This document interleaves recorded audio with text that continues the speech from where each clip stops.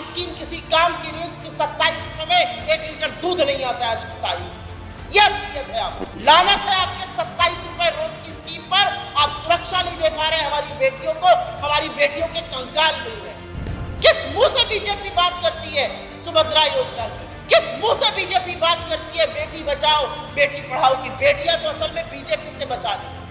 क्या सरकार के नुमाइंदे, क्या सरकार के लोग उन बेटियों के परिवारों से मिलने के लिए तैयार है जिनके साथ ये हैवानियत हुई?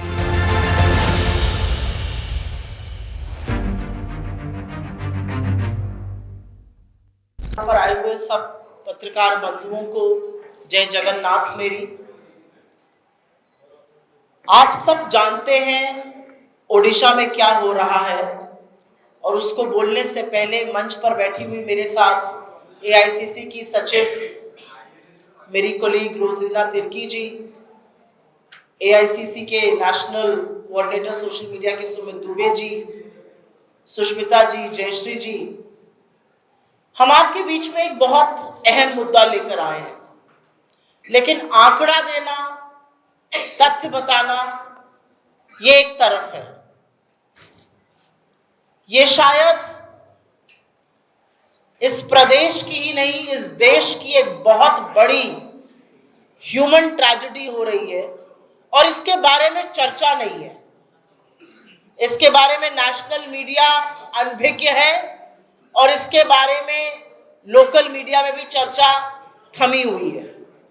मैं कुछ जगहों के नाम आपके सामने रखूंगी और उसके बाद अपनी बात करूंगी। मेरा अनुरोध है कि जो पीछे के हमारे कांग्रेस के साथी हैं और जो मीडिया के बंधु हैं, अगर थोड़ा सा धीमे बोलेंगे तो यहां पर डिस्टर्बेंस कम होगा। केंद्रपाड़ा डिस्ट्रिक्ट में 12वीं क्लास की एक लड़की आत्महत्या कर लेती है। उसके साथ एग्जामिनर ने जोर जबरदस्ती की थी। कोरापुट डिस्ट्रिक्ट के लक्ष्मीपुर में एक माइनर लड़की के साथ हो जाता है।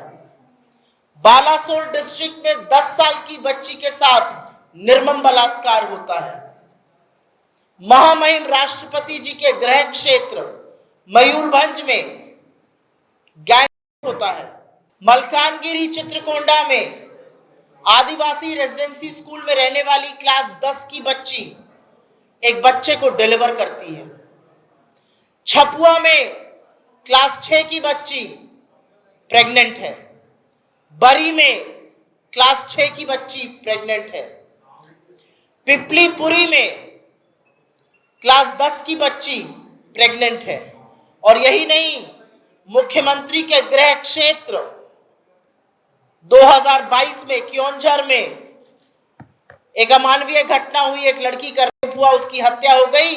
आरोपी की मुख्यमंत्री के साथ, आरोपी की तमाम बीजेपी के बड़े नेताओं के साथ फोटो है। वो बीजेपी युवा मोर्चा का उपाध्यक्ष था। उसके खिलाफ आज तक कोई ठोस कदम नहीं उठाया गया। ये हो गए नाम, ये हो गए चेहरे, लेकिन आंकड़े इससे भी ज्यादा भयावह हैं। आंकड़ों के मुताबिक, और ये हम अपने घर से आंकड़ा नहीं लाए हैं, ये कांग्रेस पार्टी का आंकड़ा नहीं है, ये आंकड़े सदन में सरकार ने बताए हैं। और जो यहाँ के पुलिस के आंकड़े, उसके बेसिस पे आपके सामने कुछ आंकड़े रख देती हूँ। करीब 44,000 जिसमें से कि 36,422 महिलाएं हैं, 8,403 बच्चे। 44,000 महिलाएं और बच्चे ओडिशा में गायब हैं। इस देश में रोज 39 महिलाएं गायब होती हैं, जिसमें से 13 अकेले ओडिशा में हो रही हैं।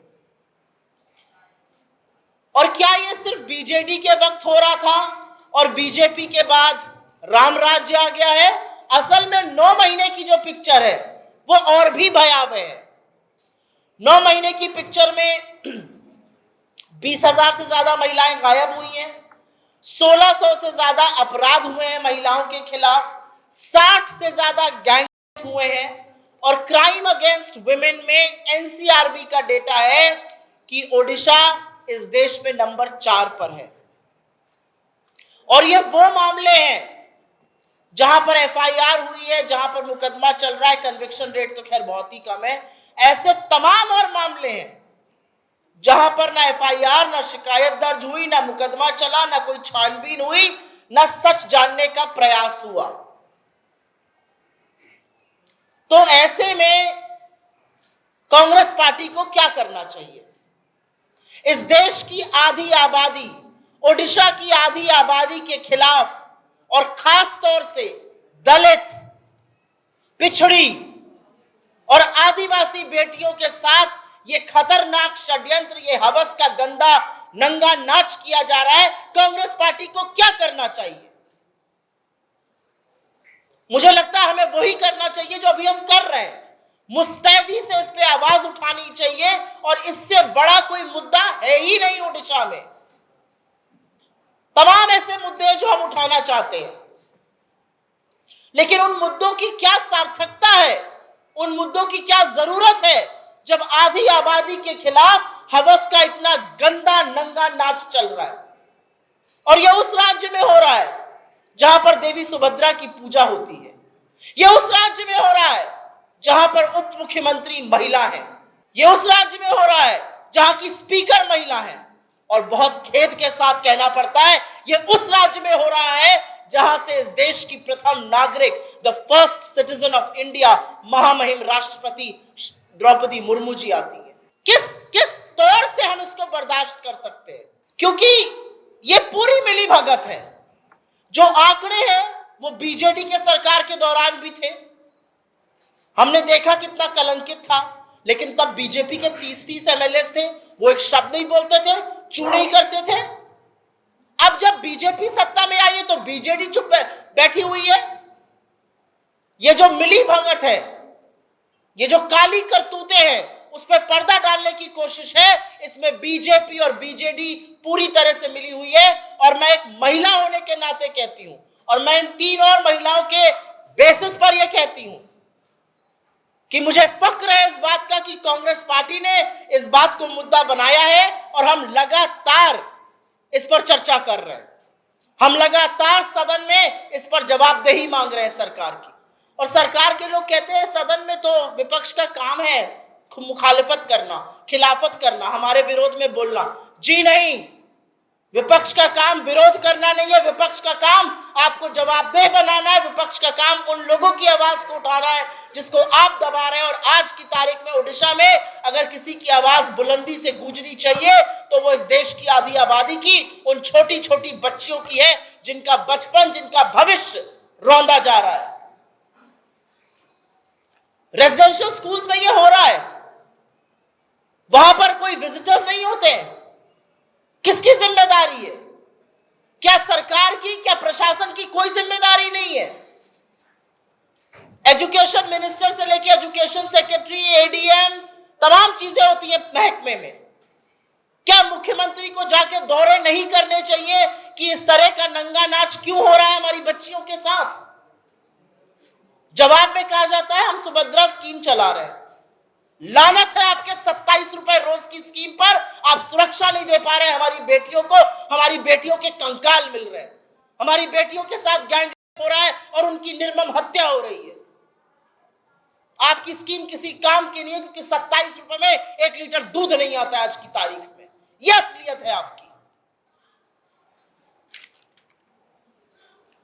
मेरा अपना मानना है, हम लोगों ने पहले इस पर 3 बार सीएम आवास का घेराव किया है। हमने करीब 35 जिलों में कलेक्ट्रेट आवास का, उनके कार्यालयों का घेराव किया है। और अब 27 तारीख को, आने वाली 27 तारीख को हम एक बड़ा घेराव विधानसभा का करने जा रहे हैं। यह हमारे लिए शक्ति प्रदर्शन नहीं है, यह हमारे लिए एक सोती हुई निर्मम सरकार को जगाने का तरीका है।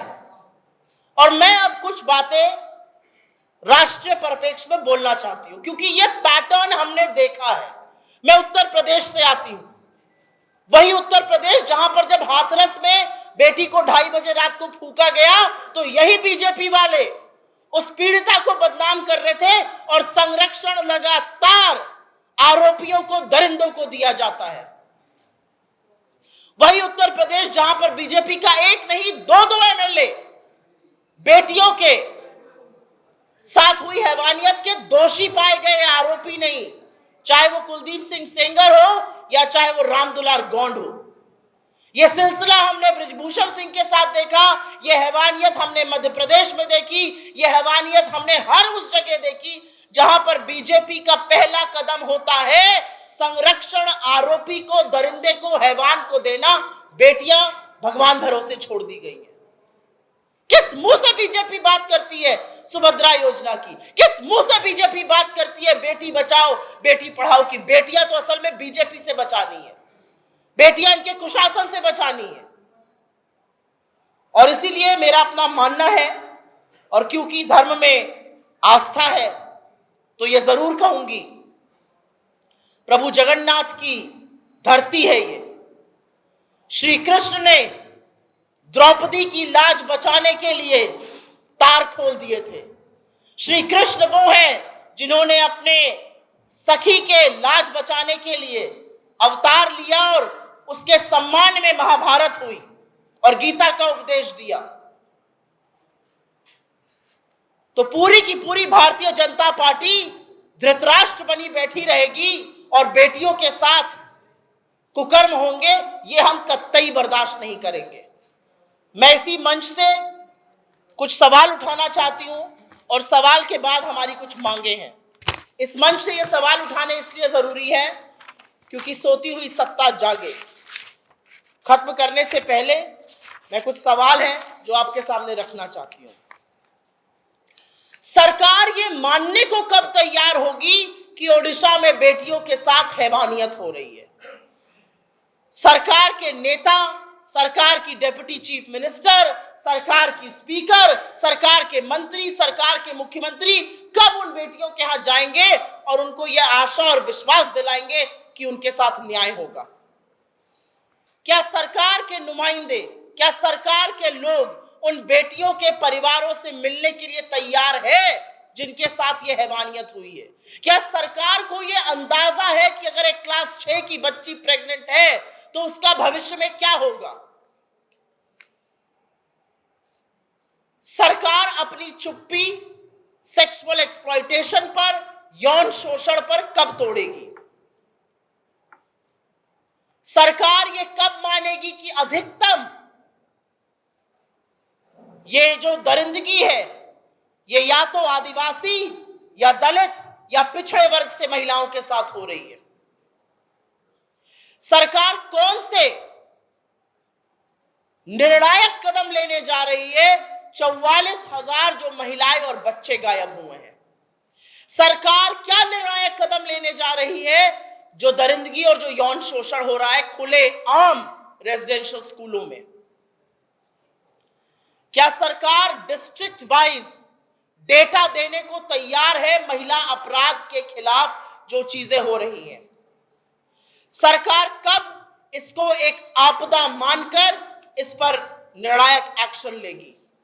और सरकार में बैठी हुई उन महिलाओं से मेरा जरूर एक सवाल है, आप कब इसको राजनीतिक मुद्दा बनाइएगा? कब सत्ता की लोलुपता से हटकर अपनी चुप्पी तोड़िएगा? हमारी मांग बहुत क्लियर है और हमारी मांग है कि असेंबली, ओडिशा का जो सदन है वो इसमें सर्वदलीय समिति का गठन करे। वो सर्वदलीय समिति इस पूरे मामले की छानबीन करे, उसकी परत तक जाए और एक निर्णायक सुझाव दे कि कैसे बेटियों को सुरक्षित किया जा सकता है और जिन बेटियों के साथ ये जघन्य अपराध, ये हैवानियत हुई है, उनके लिए हम क्या कदम उठा सकते हैं, उनके भविष्य को सुरक्षित करने के लिए, उनके स्वावलंबन के लिए, उनकी सुरक्षा के लिए हम क्या कर सकते हैं। हमारी ये मांग है कि असेंबली में एक सर्वदलीय समिति का गठन हो। कांग्रेस के विधायकों के साथ गाली गलौज करने से, कांग्रेस के विधायकों के साथ हाथापाई करने से, कांग्रेस के विधायकों को निलंबित करने से हम चुप नहीं बैठेंगे। हमारी आवाज और तेजी से गूंजेगी और जितनी महिलाएं निकल कर आ रही हैं वो बता रही हैं कि कितना असंतोष है और कितनी परेशान है महिलाएं इस कदर जो हैवानियत हो रही है उसके साथ। आपके सवालों का स्वागत है। अगर आपके सवाल इसी से जुड़े रहे तो मैं बहुत अभिभूत रहूंगा।